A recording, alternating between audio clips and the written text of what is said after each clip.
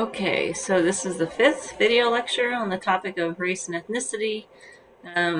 We're going to continue on with theory here. In the last lecture, I was talking about the symbolic interactionism theory, about races, about the concept of race and racial relationships, and remembering that, the symbolic interactionism is really about individual level interpretation, and then we have conflict theory and functional theory, and these theories are large societal structural sort of theories.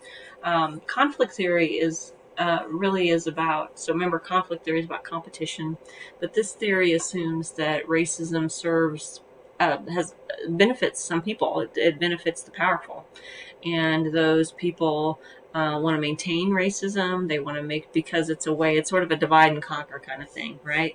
And when we talked about social class, the idea that you have people down here at the bottom of the social class, and one of the ways that you keep classes divided is through competition and racism. So basically, some groups benefit. It's a way of conquering and dividing.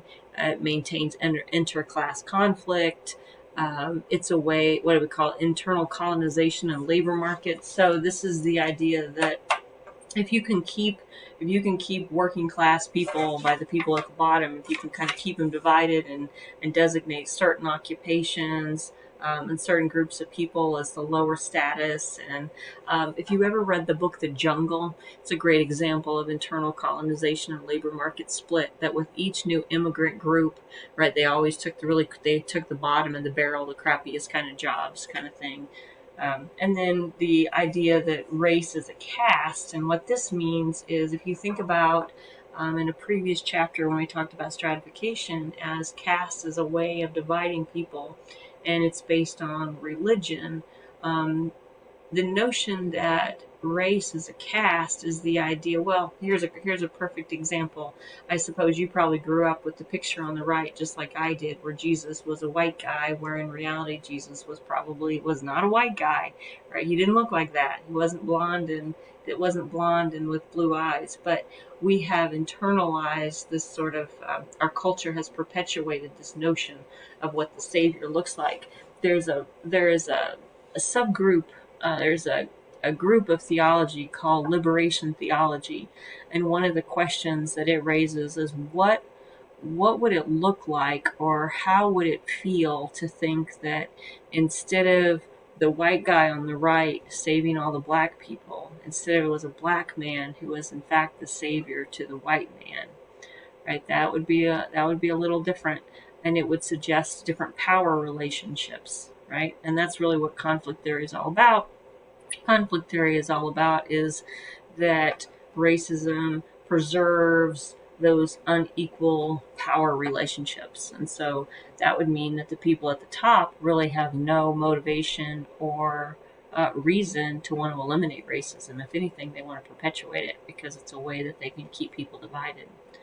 Functional theory says or observes that the role of discrimination and prejudice serves to assimilate people.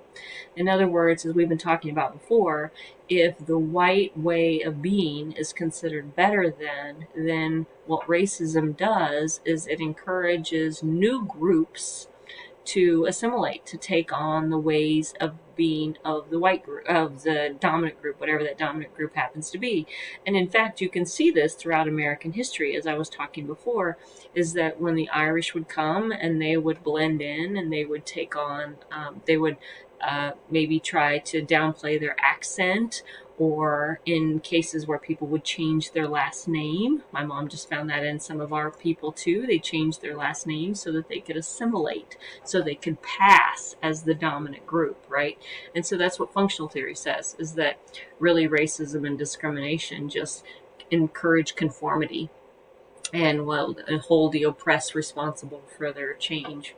And then it also says to the dominant group, see, we're better than they are. So it serves to maintain division, if nothing else. This is one of my favorite, this is one of the slides I was referring to earlier. So you have the melting pot theory here, which says that groups come in, they come in and they all become something different. and this versus the salad bowl theory, which says no, they all kind of come in together. But if you've ever eaten a salad, you know that things don't become like a mush. But you pick up a forkful, and it's got cheese and meat, and another bite's going to taste a little different. And the fact that they're all in here together does make the salad taste better. That's true. I mean, the fact that we have all these groups, but it doesn't make something completely new, right? We don't all really blend in.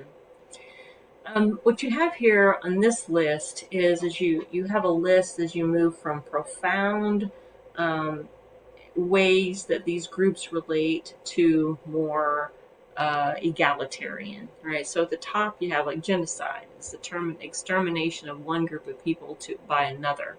And then I would often ask classes, can you think of an example of genocide that happened on this continent? And the best example would be Native Americans. There was no, or indigenous people or First Peoples. There was certainly a systematic effort to wipe them out, if not literally kill them all, to certainly do away with their culture. It was just a story on the CBS or 60 Minutes the other night about another cemetery found of children who were stolen from their parents and forced to live in boarding schools, and then they would die to eliminate their culture. Population transfer. So there's a couple different kinds of population transfer, but this is basically a phenomena where the powerful, where the political majority force a political minority to relocate. You can have direct transfer, where you force them to, where you steal them. So a good example would be when people were stolen from the continent of Africa and brought over as slaves, direct population. You also had the Trail of Tears, right, where indigenous people were moved from reservation to a reservation, or indirect, which was an example of the Great Migration during the 1970s, and that was when jobs were where people of color, particularly Black people from the South, were moved to the northern industrial cities for jobs. And so they didn't necessarily say you have to go, but they're going to incentivize them to go.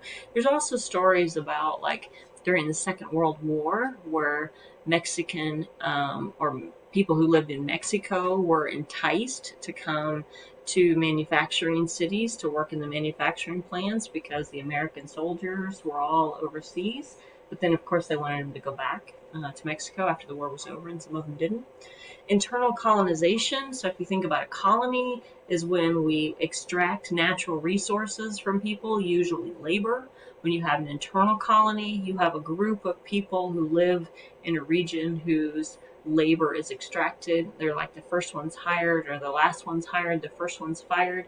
A really, to my mind, a really good example is I live in a college town, and the students act like an internal colony.